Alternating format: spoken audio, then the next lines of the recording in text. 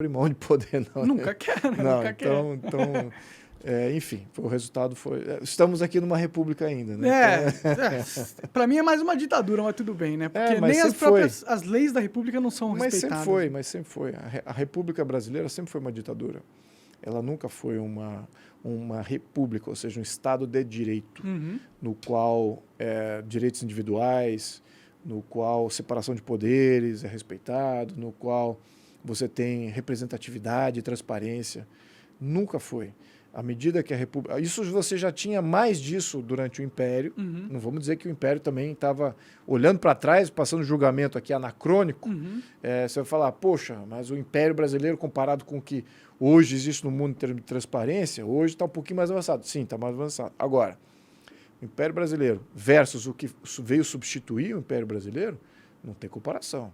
Você saiu de um modelo moderno para um modelo retrógrado, republicano retrógrado, ditatorial, né, de pouca transparência, corrupção, inflação, não havia separação de poderes, havia concentração de poder, havia guerra civil e morte por decapitação de gola de brasileiro. Quando que, um outro momento da história, até anterior a essa, você pode falar assim, pô, o Estado brasileiro se envolveu em fazer degola de brasileiro.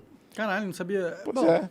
Então, o Floriano Peixoto foi responsável por isso. Entendi. Deodoro e Floriano. Então, isso inaugurou a República assim. Então, aquilo que começa mal não termina bem. E como que... Pô, tava lá o Império, legal, você tinha o Dom Pedro, que era legal. E o que aconteceu que mudou? Como que acontece esse golpe no Império aí? Olha, eu acho que o gatilho foi a questão da escravatura. Esse foi o grande gatilho. Claro que você já tinha toda uma narrativa marxista que já vinha crescendo em paralelo, né? Lembrando que os manifestos marxistas, o manifesto comunista, tudo foi lá nos idos de 1850, né? No meados do século XIX. Então, nos últimos 40 anos do Império, aquelas ideias marxistas estavam crescendo, estavam num crescente muito agressivo.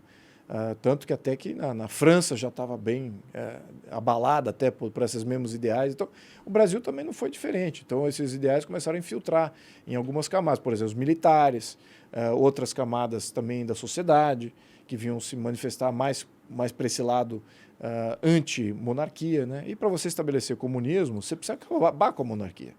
Né? Não dá para acabar com tudo, a monarquia, a religião, a família. O primeiro passo é você tirar o monarca e os símbolos monárquicos, os símbolos tradicionais de fé, de tradição, de valores, etc. Então, foi isso que aconteceu. Então, agora, isso não foi o preconizador.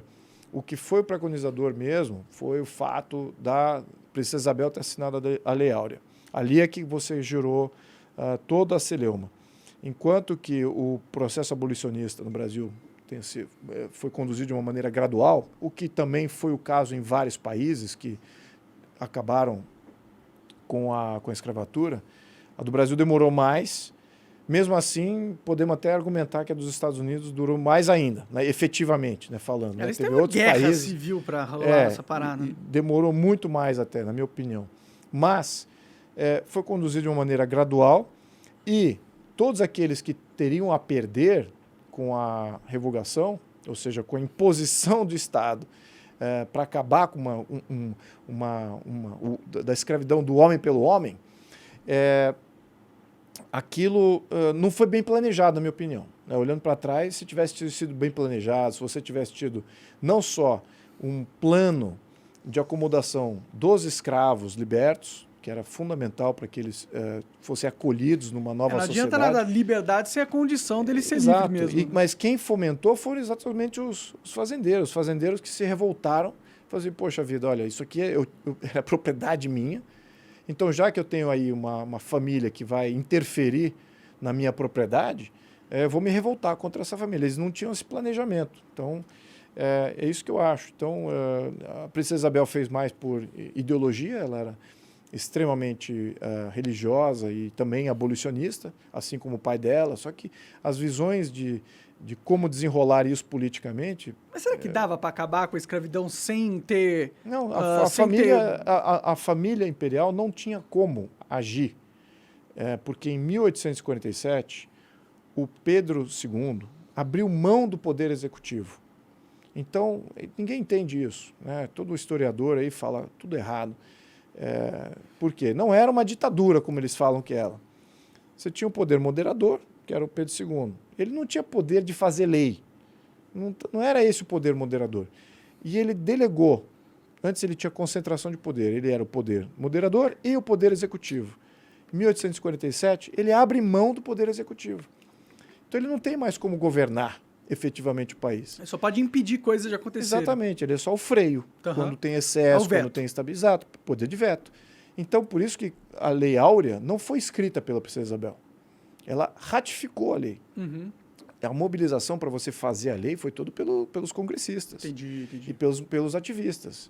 Então, esses é que fizeram a lei. Agora, o que ela fez, que foi fundamental, foi dar uma sinalização positiva para que eles fizessem a lei. Porque de fazer lei áurea é fácil fazer a lei.